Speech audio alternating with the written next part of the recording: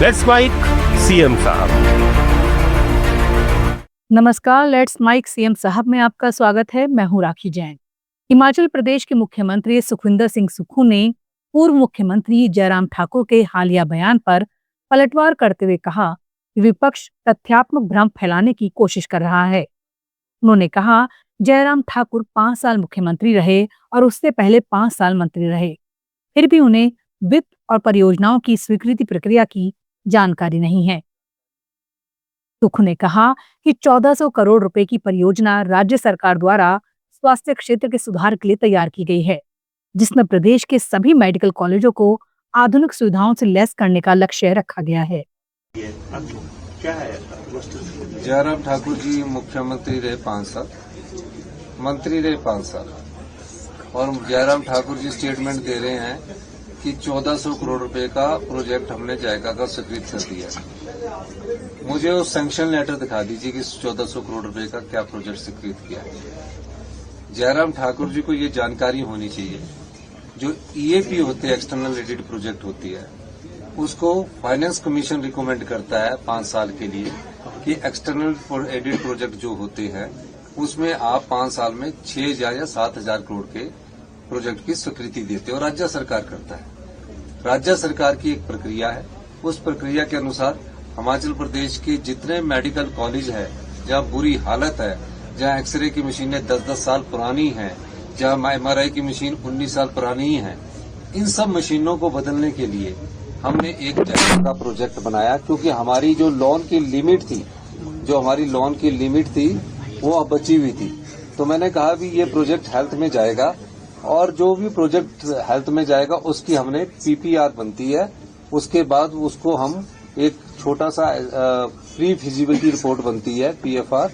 उसके बाद क्या होता है, उसको हम स्वीकृति के लिए नीति आयोग को भेजते हैं। नीति आयोग के बाद एक हेल्थ मिनिस्टर जो केंद्र के, उनको भेजा जाता है। केंद्र के हेल्थ मिनिस्टर के बाद फिर वो फाइनेंस मिनिस्टर में जाते हैं। फाइनेंस मिनिस्टर की स्वीकृति मिलने के बाद फिर वो राज्य सरकार के पास आती है, और राज्य सरकार से ये कमिटमेंट ली जाती है कि 72% जो है वो भारत जो भारी बैंक है, चाहे जायका है, चाहे वर्ल्ड बैंक है, चाहे एएफडी है, चाहे केएफडी है, चाहे एडीबी है, सब प्रोजेक्ट्स का वो उनमें से किसी भी बैंक को हम सिलेक्ट करते हैं, और उसके बाद 28% हिमाचल प्रदेश की सरकार देती है 100 रुपए में से, और 72% इसमें दिया जाता है। और अभी हमने उस प्रोजेक्ट की शुरुआत की और कहा कि स्वीकृति मिल गई है। मैं जयराम सिंह जी कहूंगा कि इस प्रकार की बातें तुम्हें अच्छी नहीं लगती है। आप फाइनेंस को थोड़ा अच्छा समझते तो प्रदेश का आज इतना बेड़ा गर्क ना होता, जिस प्रदेश का बेड़ा गर्क उन्होंने इतनी। तेलंगाना के मुख्यमंत्री रेवंत रेड्डी ने एक सभा को संबोधित करते हुए कहा कि उनकी सरकार सामाजिक और धार्मिक समानता की नीति पर चल रही है और हर वर्ग को उसका हक दिया जा रहा है। मुख्यमंत्री ने कहा, हमने मुसलमान भाइयों का हिस्सा पूर्व क्रिकेटर मोहम्मद अजहरुद्दीन को मंत्री बनाकर दिया है। इसमें बीजेपी नेता जी किशन रेड्डी को परेशानी क्यों हो रही है? हमने उनकी जायदाद नहीं मांगी। ये तेलंगाना की रियासत है और यहाँ के हर नागरिक का इसमें बराबर का हक है। मंत्री बनाया, एक खिलाड़ी, 2 खिलाड़ियों को डीएसपी बनाया, तीसरे खिलाड़ी को जो हिंदुस्तान को जिताया वर्ल्ड कप में, उनको मैं मंत्री बनाया। भाई, माइनॉरिटी का मुसलमान भाइयों का हिस्सा अजहरुद्दीन साहब को हमने मंत्री बनाया। फिर किशन रेड्डी साहब को क्या तकलीफ हो रहा, पेट में क्या दर्द हो रहा?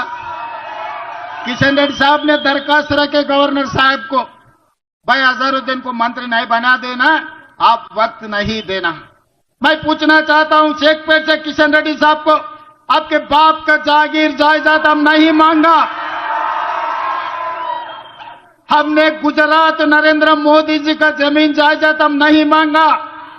तेलंगाना रियासत में जो हमारे मुसलमान भाइयों का हिस्सा, जो मंत्रिमंडल में उनका हिस्सा, मोहम्मद अजहरुद्दीन को हम मंत्री बनाए। आप नहीं, मोदी जी नहीं, अमित शाह नहीं, सब आके खड़ा रहे तो भी हम लोग मोहम्मद अजहरुद्दीन को मंत्री बनाया। मंत्री बना के माइनॉरिटी के हिस्से माइनॉरिटी को दे दिए। भाई, कल मैं रहमतनगर में भाषण दे रहे थे। मैं बोलने का मतलब, मुसलमान का मतलब कांग्रेस, कांग्रेस का मतलब मुसलमान। आज कांग्रेस की ताकत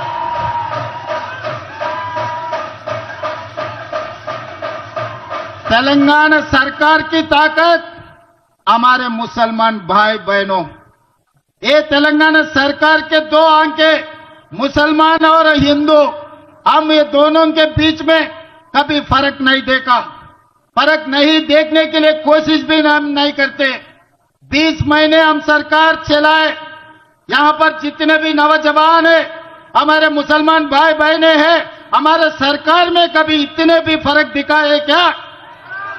आप लोगों को अलग देखने के लिए कभी कोशिश की है क्या? उत्तराखंड के मुख्यमंत्री पुष्कर सिंह धामी ने बिहार विधानसभा चुनाव 2025 को लेकर विश्वास जताया कि इस बार भी जनता डबल इंजन की सरकार को चुनकर राज्य में विकास की रफ्तार को और आगे बढ़ाएगी। पत्रकारों से बातचीत के दौरान मुख्यमंत्री धामी ने कहा, बिहार में डबल इंजन की सरकार आएगी। डबल इंजन की सरकार लगाएगी। पिछले 11 सालों में पूरे देश के अंदर प्रधानमंत्री आदरणीय मोदी जी के नेतृत्व में जिस प्रकार से विकास हुआ है, जिस प्रकार से वहाँ सड़कें बनी हैं, स्वास्थ्य के क्षेत्र में काम हुआ है, हवाई सेवाओं के क्षेत्र में काम हुआ है, अनेक विकास कार्य आगे बढ़े हैं, सुशासन स्थापित हुआ है।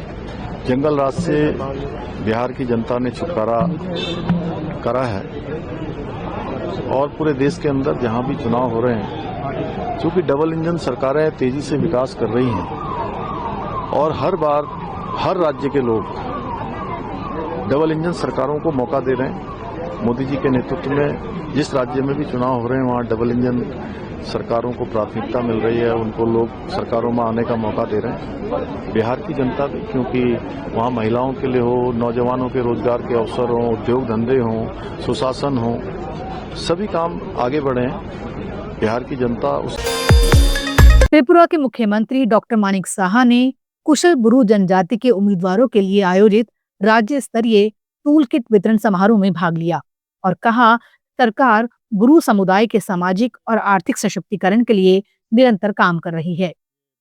साहा ने कहा, पिछले 30 वर्षों से ब्रू शरणार्थी त्रिपुरा में रह रहे थे। कई सरकारें आईं और गईं, लेकिन किसी ने इनके पुनर्वास और कल्याण के बारे में गंभीरता से नहीं सोचा। जब हमारी सरकार आई तो हमने इनके भविष्य के लिए ठोस कदम उठाए। पंडित जी का डेवलपमेंट करेगा, हर तरह का प्रयास आपकी सरकार से हो रहा है। आज जैसे कि 95 टोल किट दिया गया है और 4000 के लिए भी सिलेक्ट किया गया है। इसके साथ साथ बहुत सारे डेवलपमेंट प्रोजेक्ट के इनोवेशन आपके हाथ में हो रहा है। How do you react to this? देखिए, 23 साल से ये ब्रू रिफ्यूजी जो है, ब्रू शरणार्थी, ये लोग त्रिपुरा में बस रहे थे और जिस तरह ये लोग वहां पर रह रहे थे, उसके पहले भी कम्युनिस्ट पार्टी थे, कांग्रेस पार्टी थे, बहुत सारे लोग, छोटा छोटा पार्टी भी थे। इनके बारे में कभी नहीं सोचा, ना आवाज उठाया। और हमारे सरकार 2018 के बाद जब यहाँ पर प्रतिष्ठित हुए माननीय प्रधानमंत्री जी के कारण, तब जाके हम लोग डिसीजन लिए, इन लोगों को हम लोग एड्रेस करना चाहिए। तब वहाँ पर आप जानते हैं कि मिजोरम सरकार, त्रिपुरा सरकार और गवर्नमेंट ऑफ इंडिया और ब्रू जो शरणार्थी का लीडरशिप, जो क्वाड्रिपार्टाइट एक वहाँ पर मैंने एकॉर्ड हुआ और पहले 500 करोड़ लगभग इनको पैकेज देना था। अब धीरे धीरे जैसे ही लगा नहीं और भी देना चाहिए, अभी 800 करोड़ अभी इन लोगों के लिए ऑलरेडी रखा है, मैंने बजट में दिल्ली से पैकेज रखा है। तो कुछ दिन पहले आप जानते हैं, 5-6 महीने पहले यहाँ पर हमारे ऑनरेबल होम मिनिस्टर साहब यहाँ पर आए थे, अमित शाह जी। तो उन्होंने यहाँ पर आके अम्बासा के पास एक 12 जगह में हम लोग ऑलरेडी इन लोगों को पूरा त्रिपुरा में 12 जगह में उन लोगों को सेटलमेंट हुआ। तो एक जगह यहाँ पर अम्बासा में आए थे, उन्होंने खुद। लेट्स माइक सीएम साहब में फिलहाल इतना ही। देखते रहिए, सुनते रहिए लेट्स माइक। नमस्कार।